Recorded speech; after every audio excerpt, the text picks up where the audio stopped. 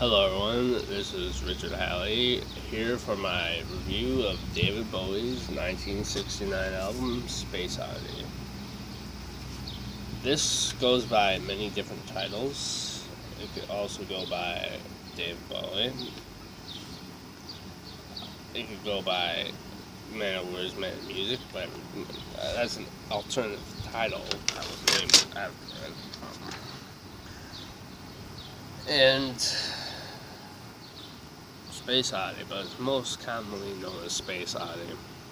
Even on this is it says it on the 2015 remaster of the album. David Bowie, aka Space Oddity. The cover art is very cool. Personally, I like it. Shows these. I'll get up closer.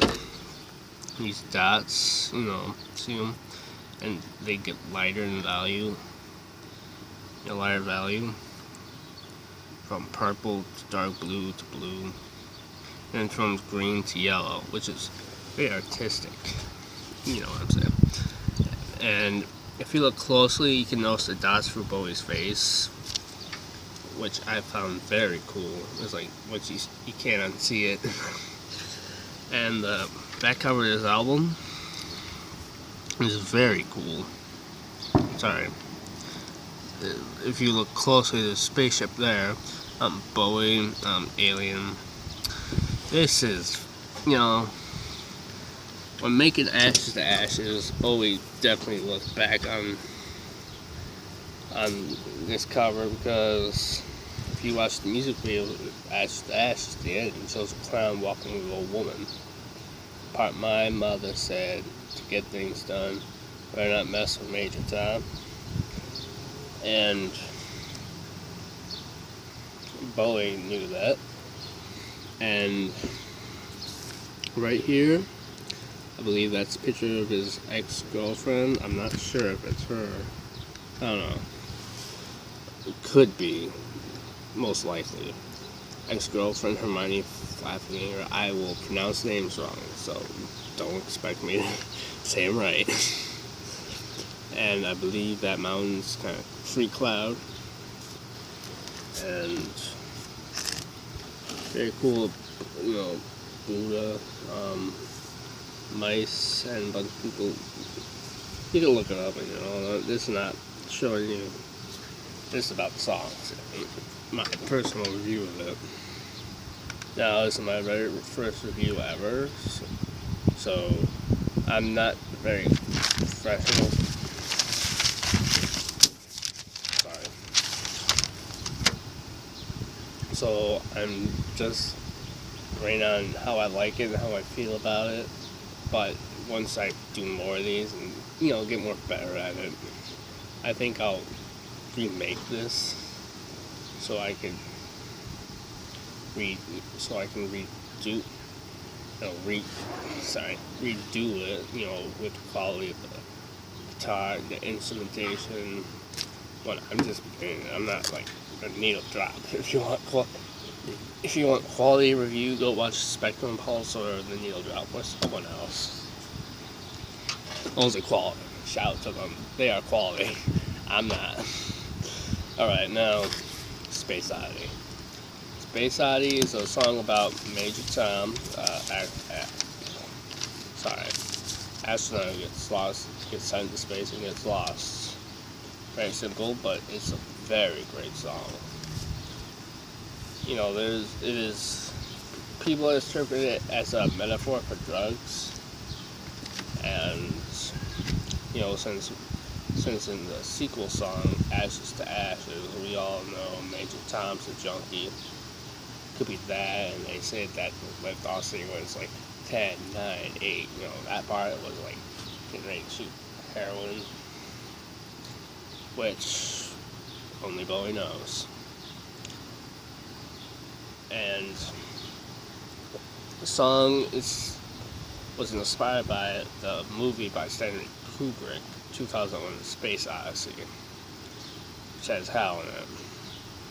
Which I think Hal, the character, influenced a few of other Bowie's works. savior machine, in my opinion. I think. Um, Space Oddity has 3 music videos for this.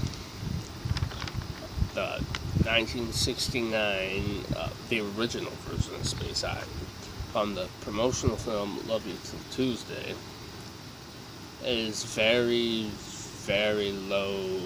Very low special effects.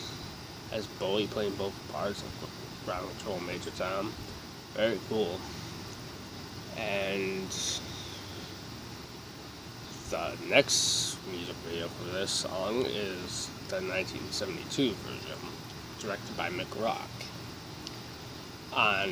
During this hiatus, Ziggy Stardust, and just has him in the recording studio playing guitar. It was great. And the 1977 re-recording of a song. It's on the set of Kenny Everett's New Year's Eve special. Midnight Eve special, which is the same set as Ashes to Ashes, which Bowie, when making the song Ashes to Ashes, really, really connected to him, which is great. Really great. And I was checking back on his work, which is very good. Okay. It gets a 1 out of 1. A great song, and I didn't clarify this, but 0.5 means I don't hate it, but I don't like it. Means nah. Not that bad, not that good. Alright. Now, I'm washed and somewhat slightly dazed. This song's was written about his feelings on his father's death. Around that time, how he felt. He was performing at a concert when it happened. It felt very surreal for him. And this song could also be about Hermione, his ex-girlfriend, about a rich girl and a poor boy. And he said he got the title from the track from Funny Stares people got from him. This song has grown on me. I gave it a 0.5 on the first listen to it because it wasn't interesting. But now it's grown on me, so it's a 0.7 out of 1. Good. It has Bob Dylan influence in it. And good rhythm to it, good bass, good guitar, kind of rocking.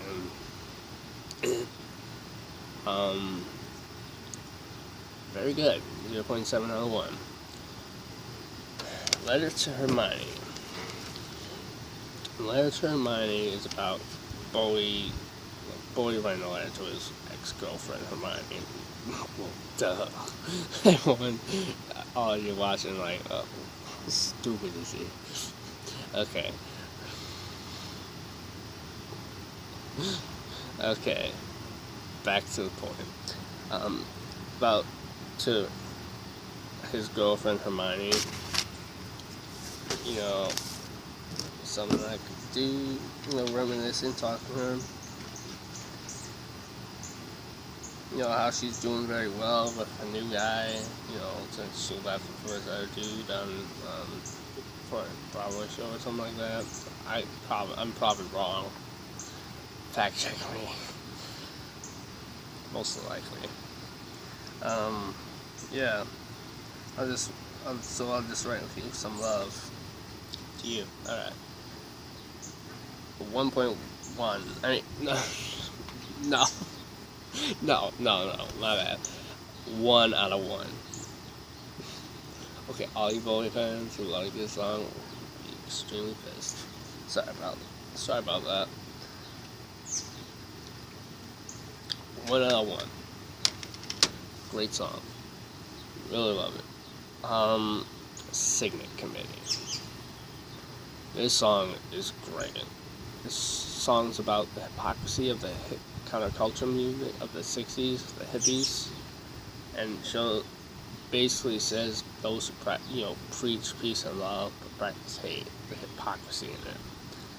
And it's about inspired by his Buckingham Arts Lab, which failed. Which he encouraged people to be creative, but they only wanted to see him perform, and he felt used. So he felt angry about that. He felt used.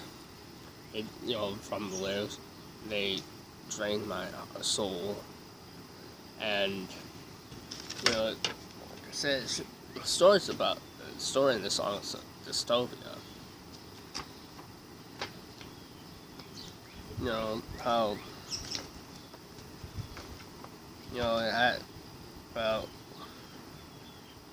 as the love machine, and I see a child laying slain on the ground.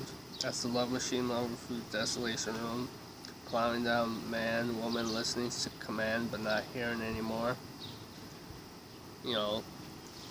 And it shows in the hypocrisy of the song is like, I will kill for the good of the fight, right to be right. But shows peace and love, they will kill for it. That's kind of a very good theme for everyone to think about. Genius. Janine. This song's about this person who he likes. My love, Janine. Seems to be about multiple personality. I believe this could be this kind of a precursor to Ziggy, definitely. As you kill another man, not me at all. And I think it kind of also precursors to Man Who Sold the World album, since a lot of that album's theme is madness, all the madmen. It also does precurse Bowie's career.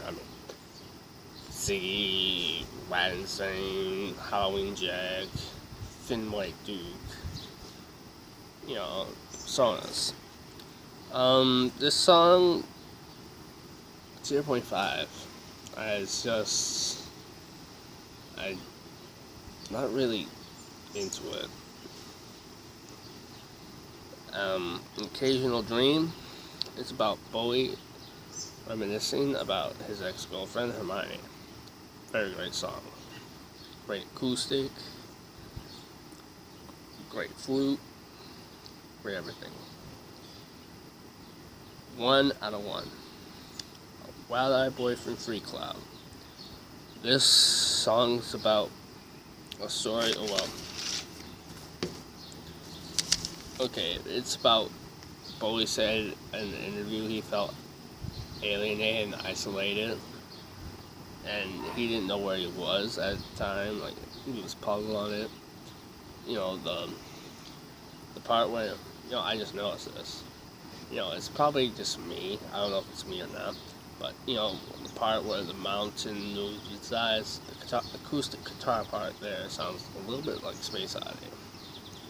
It's probably, the chord C chord, guitar player, it's probably it. And 1 out of 1. Good song, very good song. And God Knows I'm Good. This song seems to be about Bowie witnessing an old woman shoplifting, and she needs something, and she feels really bad for it, and she's trying to, but she gets caught, and she faints. The acoustic guitar part sounds, don't you kind of hear songs that you believe would be on, that'd be perfect for like a summer movie or something. This is kind of fitting. Good song. 0.9 out of 10. Very, very good song. No, something about it that just doesn't gets me off a little bit. Memory of Free Festival. This is a great ending to the album. This is about the festival, the Buckingham Arts Lab through, and great song. Bliss. This is probably about me. But do you think drugs when you hear Bliss among the crowd? I don't know. That's just me. Never mind. Sorry, and this is homage to the pre-festival Bowie organized, and there are 2 parts to this song as a single release.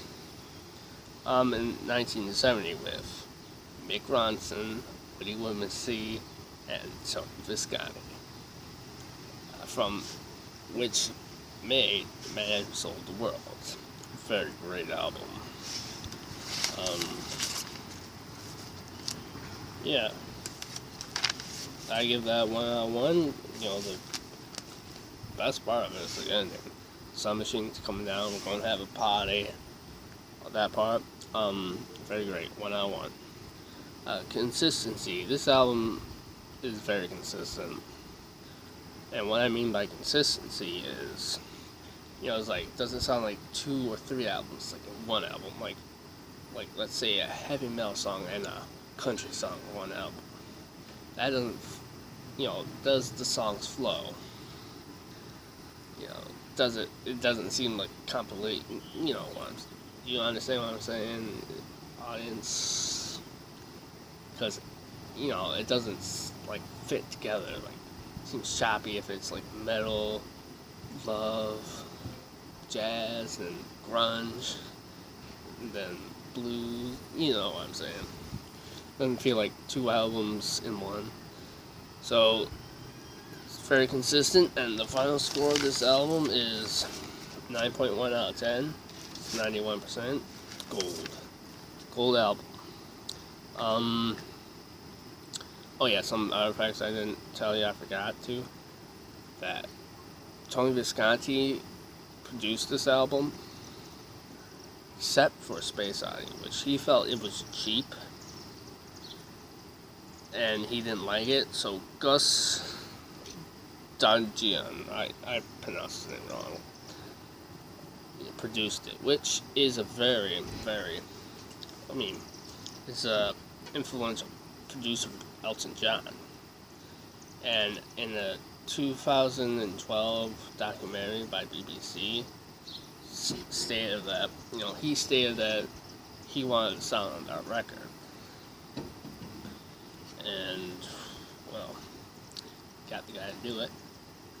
And the first song on the album, which he produced, Tony Visconti, well, probably more before this, but on the album, Lost and Somewhat Slightly Dazed. Yeah, and this was recorded at Trident Studios, London, which is home to other famous musicians. The Beatles record there, the Rolling Stones, the Bee Gees, many other recording artists. So, very great album. Oh, and it was released on November 14th, 1969, and the Space Oddity review and Space Oddity single released on July 11th, 1969. If you're watching this now, that means it was the 40th anniversary. Yeah, this is my very first album review, guys, so don't expect trash. This is trash, alright? Alright, bye.